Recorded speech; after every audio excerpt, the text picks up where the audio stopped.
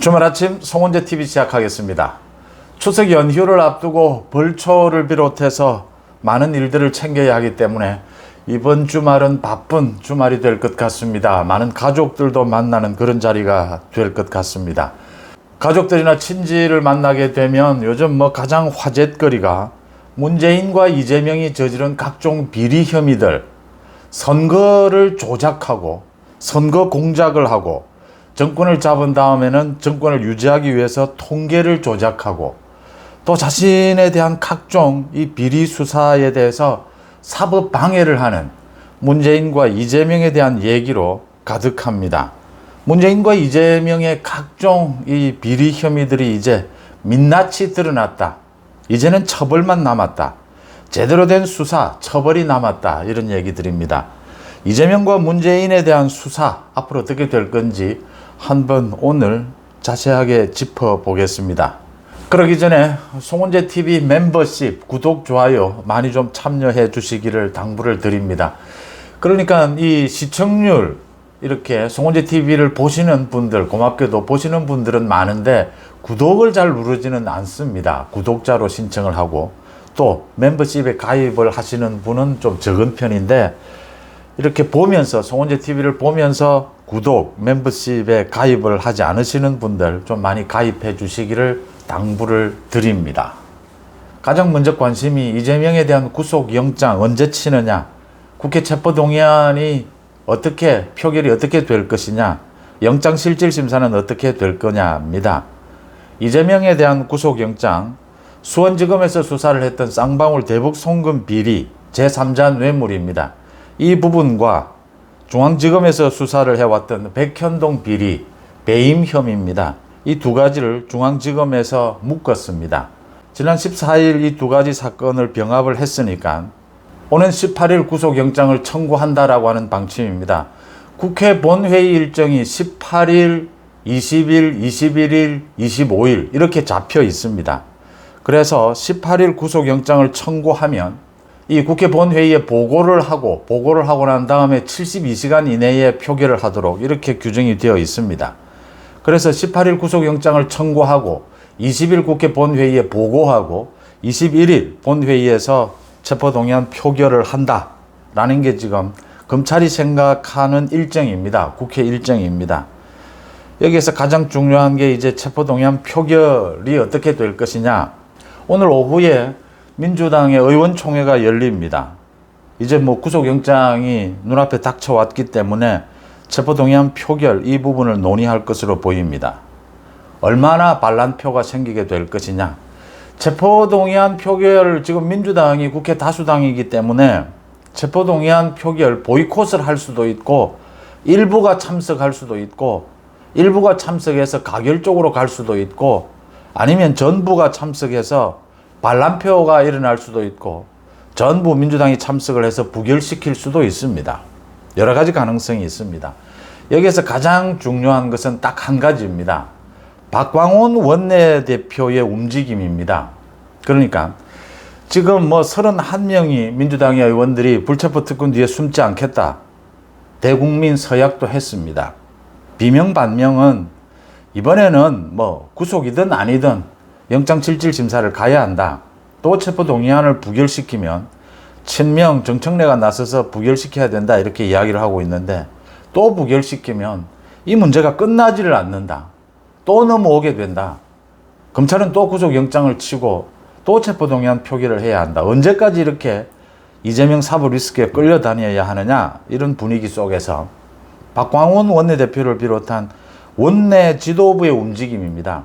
그동안 구체적으로 드러나지는 않았지만 이 박광온과 이재명의 갈등은 심각한 상황이었습니다.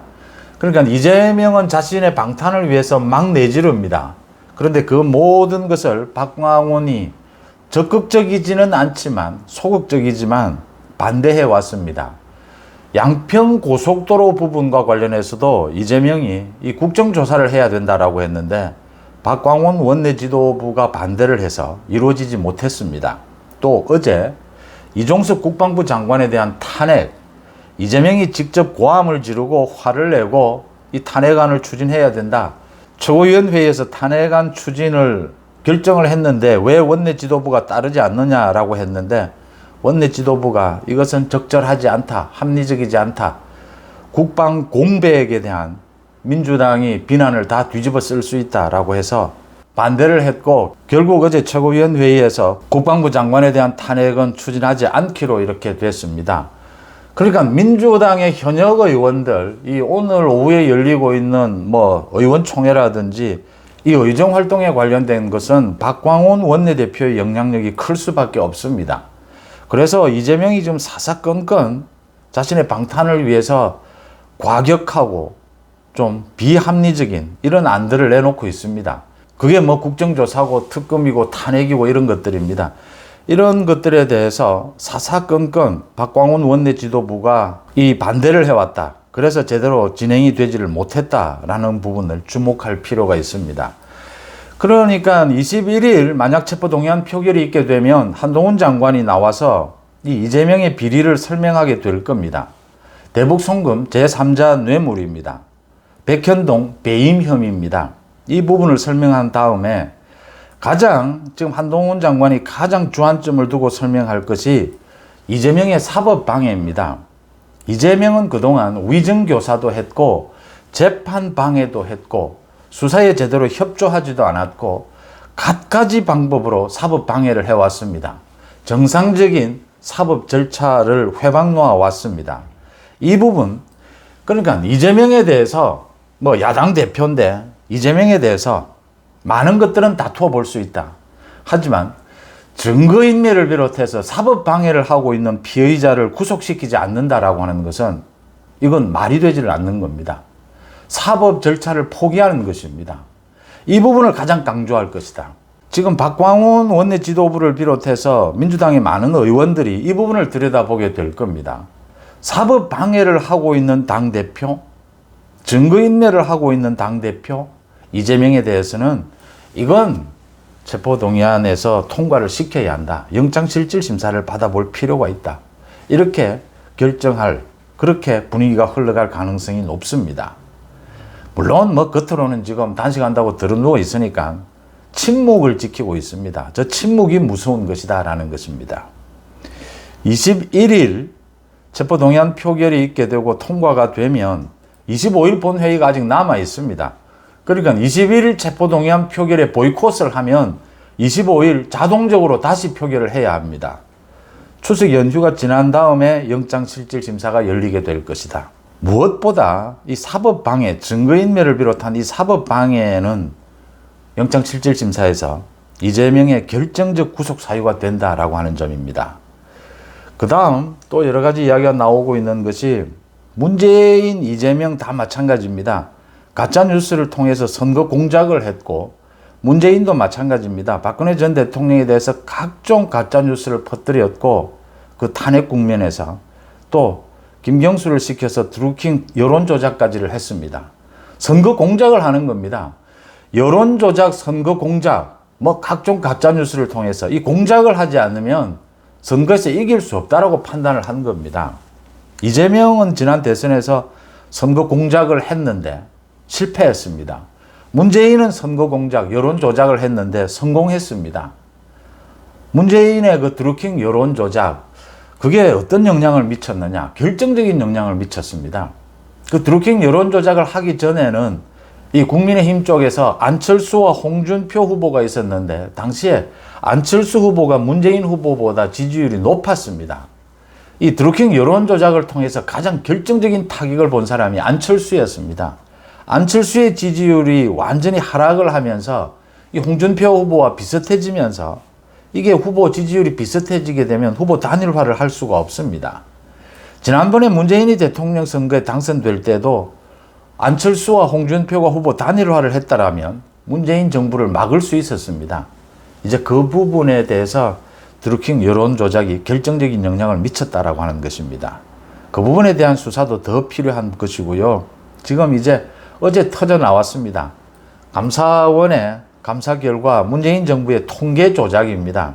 이건 말이 통계 조작이지 완전히 국민들을 속이고 자신의 정권을 이 거짓말을 해서 유지한 것이다.